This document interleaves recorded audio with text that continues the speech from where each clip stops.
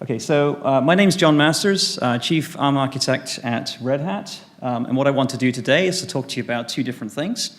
One is to give you an update on what we are doing in RedHat generally with ARM technology and with ARM servers in particular.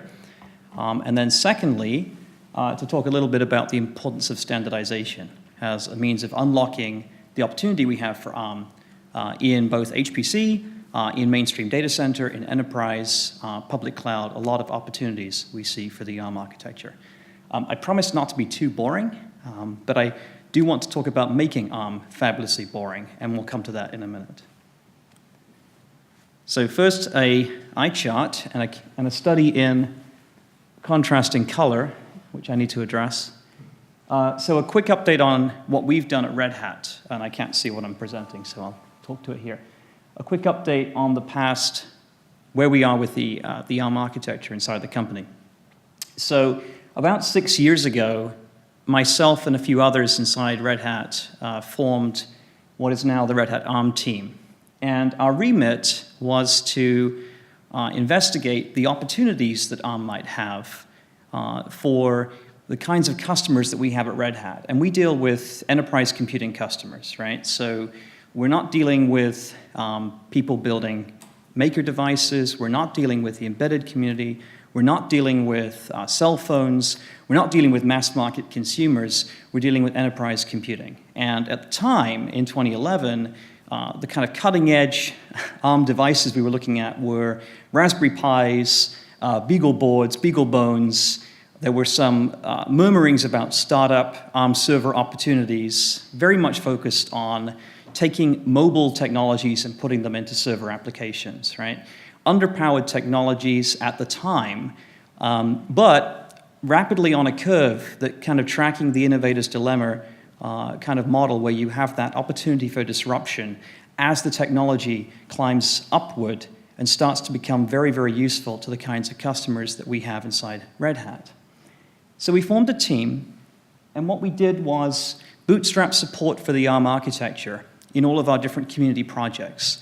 So firstly, we got involved in Fedora, which is our pure play community project anyone can get involved in, which feeds into our product portfolio. And we enabled Fedora for both the 32-bit and 64-bit ARM architectures.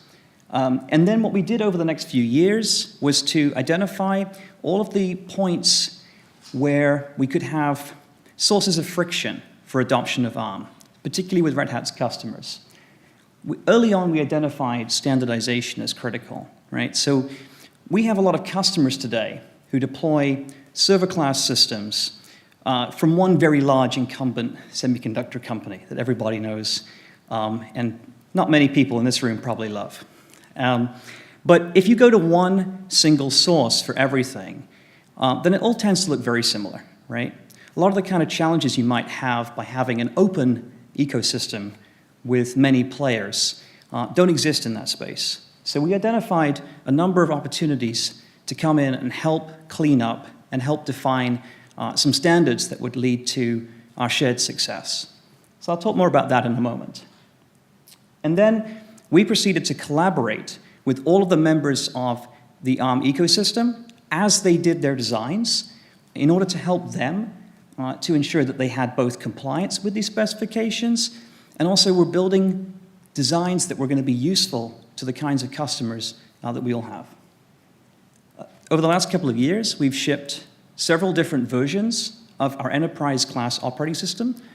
We shipped a development preview of Red Hat Enterprise Linux Server for ARM. And then recently, we shipped a beta release, which is branded Red Hat Enterprise Linux for ARM. And those of you who want to get access to that can contact myself, contact your ARM partner, relationship managers, and get information after this talk.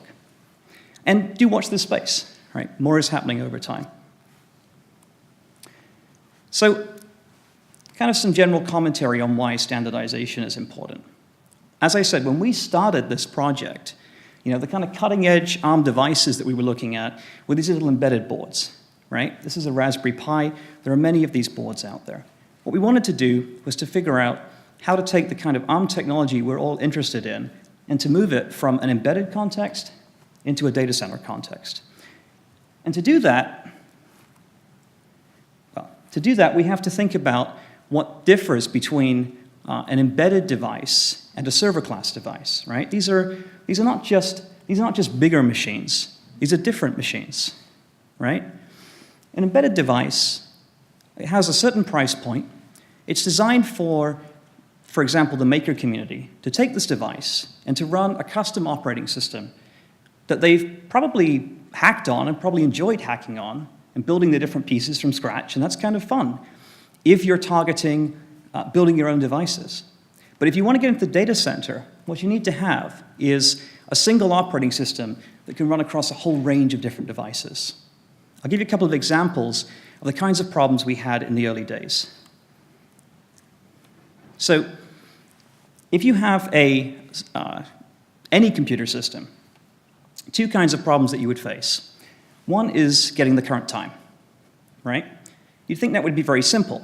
But if you're dealing with embedded devices, there could be dozens or hundreds of different ways of just reading from the real-time clock based on who implemented this particular hardware platform, what the cheapest part they could get today was, and how they could put it together. And if I'm building a phone, I don't really care. I'm building millions of these devices. I can have a driver that deals with my custom piece of hardware. But if I'm building a server, and I'm building a server-class operating system, what I really want is one way to read the time so that the operating system that I shipped last year can run on a server that you build next year, right? That's the other difference. In the case of the enterprise, the software's already been written. Now, Jim is deploying systems, hopefully, on which he's running his own codes, and he's able to port his software and make some changes. But he has certain assumptions going in that he's running on the same operating system that he might be running on other architectures, right? And as I said, that same operating system has probably already been shipping for several years by the time he gets a system and wants to use it. So an example is getting the current time. Another example is getting the address of a network adapter, right? Every single device that you plug into a network, whether it's a Wi-Fi card, whether it's a cellular modem, or whether it's a plug-in conventional network jack, every device has a hardware address built into it. If you're in the embedded space and you're shipping a widget, you can bake in all kinds of assumptions. I'm vendor X. Every time you plug this in, give it an ID, look it up from here, do this. If you're in the server space, I have to have one way that I know what that address is in my OS, and I can just use it. And the reason I've called these examples out is we're still digging out problems from seemingly very basic assumptions people have when they come in from, say, an embedded mindset and move into the server space and take the kinds of concepts that we take for granted in server, but they can have some challenges in really understanding those. What we want to do is we want to build sets of standardized building blocks, right? So we want to encourage differentiation. We want to encourage innovation.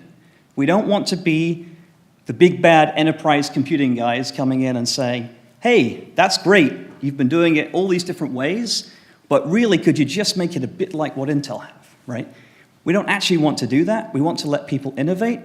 But what we want to do is we want to set some general constraints, have some bounding boxes, have some standard interfaces that let us put these pieces together.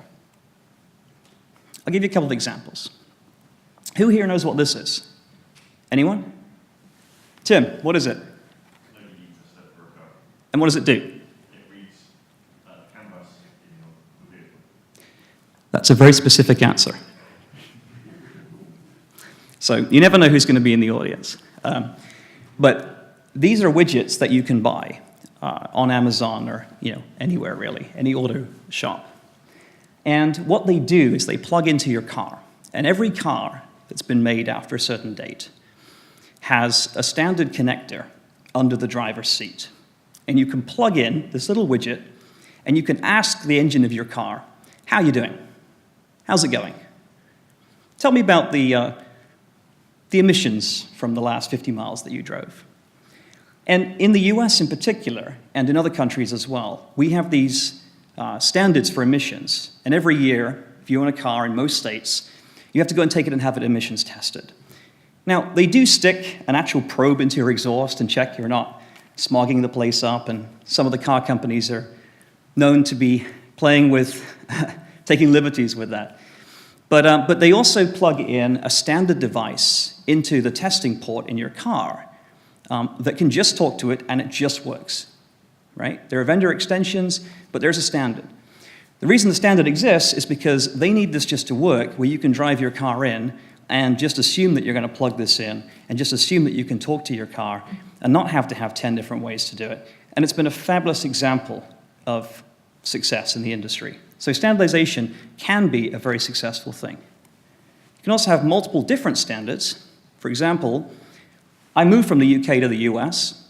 If you look at every single light switch in the US, you'll find they all turn on by pushing them upward. In the UK, they all turn on by pushing them downward, okay? There's not necessarily a reason for gratuitous differentiation, but there's a standard for the two different markets, right? There can be different standards, but not an infinite number. A good example of industry standardization is a book by Rod Canyon. And Andy actually may know of this book from his employer. But Rod came in from Compaq, who famously led a charge in industry standardization for the x86 market. If you go and look at what happened in the PC industry, what happened to PC class servers, you had a whole different range of machines. They were the IBM PCs. There were a large number of other PCs in the early days that were not compatible. They all had custom versions of Windows and DOS. They were all built on hacks. And then what happened is Compaq came in and defined what became the industry standard architecture that we know and some love, built on x86 today. And what Rod does in this book is he talks about how that played out, and how Compaq and now HP and others came together to build industry standards. So this has been done before. It's not a new concept. In fact, this is something that plays out in the industry time and time again. So I'll talk about two different sets of standards that we defined and how they work. So the first one is how you build the hardware itself. And that's the server-based system architecture, or the SBSA. Now, if you look at a modern chip has many different components. It's not just microprocessor cores. It's also interconnects that plug them together. It's also memory interfaces. You'll get the slides later. You can hopefully see this better.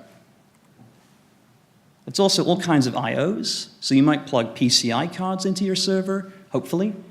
You might plug fabrics. You might plug disks, all kinds of different IO devices. And you might have custom workload accelerators that are built into your machine. For example, optimizing compression, for example, optimizing search, and other functionality. And what we did in the SBSA is we built a set of fundamental standards that describe the different fundamental assumptions we have for how the microprocessors will behave, how they will be interconnected, and some of the very primitive operations that we would perform. And then we allowed vendors to differentiate however they want above that. So we're not constraining you. We're just saying, here's the lowest common denominator that we're going to target. If you build to this, standard operating systems will run on your chip. So a couple of comments about silicon and how that relates to reality. So we have the standard, the SBSA. ARM have various validation suites that they provide to people who actually design microprocessors. For example, there's one called AVS. There are other tools that ARM provides if you work with them and license their architecture. And then there are various other components on these chips. For example, PCI interconnects that we have to look at from the point of view of, can we just plug adapter cards in and have them just work? And we also have some assumptions in the SBSA that we actually call out and say, if you design this way, here's how you will have a backward compatible design. Going forward, as we have newer generations, as we have newer OS releases, here's how you will be able to run newer releases of software on older server-class hardware, because these things will live for many years. We also have another set of standards called the server-based boot requirements. And these define how servers will actually boot and how they will actually function at runtime. We build them upon a base of the UEFI, that's the Universal Extensible Firmware Interface. And you might know it from your PC, and you may hate it from your PC. Certainly some of the Linux community folks, when I've been pushing these standards, they've said to me, you know, you're forcing us to do this a bit like a PC. We're not really sure we like that. Kind of like to be able to innovate here and do whatever we want. And what I've said is, I understand that, but if you look at how the PC has been successful in the server space, the reason for that is in large part because we've had these abstractions between the hardware and the software. We don't target every single hardware component individually. We target standardized abstractions and standardized interfaces. An example is UEFI. It tells us here are certain APIs and certain interfaces that we can use. For example, get the current time. I don't have to know how that's done. I have a magic call. I can say to the hardware, tell me the current time. It can do that however it wants. You as a vendor can implement that however you like, but I don't have to know how you do that. And then we have various pieces of actual firmware compliance, both guides and then also some tooling. So, as I mentioned, real servers are built using these specifications. We use these specifications not because we love them, but because they provide abstractions. Good morning, Scott. Because they provide abstractions that are useful to us. And we've even provided standardized means of upgrading and managing these over time.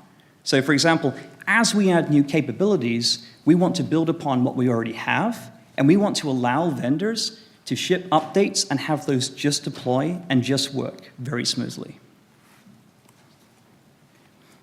ARM also recently have been working on a series of validation and compliance tools.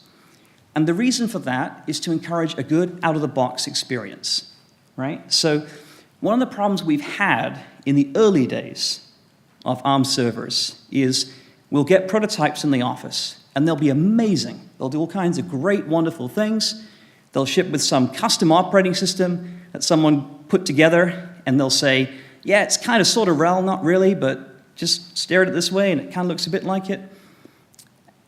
My favorite sentence there being, and then I just did, right? You talk to them and say, hey, what are you running on there? And they say, well, it's RHEL, you know, we put this together, and then I just did.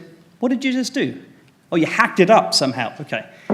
So we've spent a lot of time working with the vendors to have them understand that it has to work with the standard software out of the box, not modified. You have to be able to plug it in, just like you can any other server on the market today. And the customer has certain expectations for a very, very boring experience, right?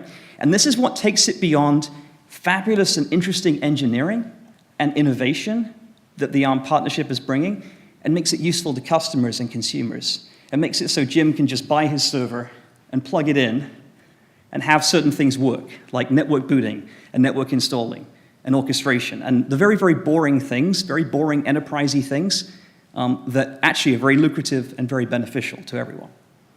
So what I encourage people to do when they're building machines is not only to take these standards and look at how to apply them to their designs, I also encourage them to look at the customer and end user experience. Because if I can't take your machine and in 10 minutes have someone who's never touched this before use it, it's not ready for prime time. And the good news is, increasingly the machines we're getting, we do take them from the loading dock. We do take them into the lab. We take them out of the box, and we put the OS on there, and it just works. And a lot of people now take that for granted, and it's kind of cool, because 6 years ago, that was very not true, right? So it's fun to see new people coming in, and they just have these assumptions that it just works like any other server, and this is amazing. So a couple of comments on what not to do. So I recommend not shipping me or anyone else a server with your hacked up flavor of the day operating system. I really recommend that you don't do that. I can't tell you how much I recommend you don't do that. Don't have no upgrade path, right? If you follow the standards, if you implement it so it can run my operating system, or more importantly, anyone's operating system, then the customer has a path forward, right? The reason until now you haven't had Red Hat in market with ARM server products is because Red Hat doesn't work in a vacuum. Red Hat works in an ecosystem. And what we see now is an ecosystem coming together. We have many different server vendors. We have many OS vendors. We have many ISVs. And customers have options because we don't want to lock them in. We don't want to say, you have to run RHEL. We want to have platforms where customers can freely choose and can freely move between them. And so, by all means, install a machine with an example if you ship it to a user, or if you're trying to do some performance tuning or analysis or benchmarking. But please make sure that there's a path for those users to actually run a real operating system, whether mine or somebody else's, and be able to reproduce that, right? And if you're unable to avoid doing a hack, then do it right? So it's easy to go and hack something up on the weekend. What's not easy, especially in the Linux community, is to go and take something you had to do, some quirk, some hack, some fix, and go and work in the Linux community, and go and spend 3 or 6 months making sure that gets into a Linux kernel release, and making sure that gets into the operating system vendors' next releases. But that's very important because when you do it the right way, you make it very easy for end users and for customers, and therefore for yourselves. So where do we go from here? Well, we're running a bit low on time, but I want to give you a couple of comments about where I see the next wave of innovation being. So I actually think where we are with standardization, we've come a huge way in the last few years. We've got some very, very standard, very, very boring ARM servers, and that's great. What we're working on now is much more focused on how to make ARM servers fabulously interesting beyond the basics. So we're looking at workload acceleration. We're looking at some of the custom value that ARM can bring. And certainly if you're at the event here over the next few days, you'll hear about work happening with machine learning, with GPUs, FPGAs, DSPs, all these different technologies. And in fact, I think Andy later is going to talk about Gen Z and new interconnects. No? It's on the slides. Okay. Well, mine is only to comment on what I saw on the schedule. But we have some work happening on new high-performance interconnects as well that will let us connect some of these accelerators in very interesting ways, with the goal of bringing value to ARM that isn't there on other architectures. Another thing I see as being very interesting and ripe for standardization is reconfigurable computing. So I find FPGAs, or field programmable gate arrays, very, very interesting. I think they have a lot of potential. I think that over the past few years, they haven't realized that potential in the mainstream because GPUs are easier to program. So we're putting a lot of work into standardizing how you program and talk to these devices. I'll skip the Red Hat example because I want to give a chance for some questions.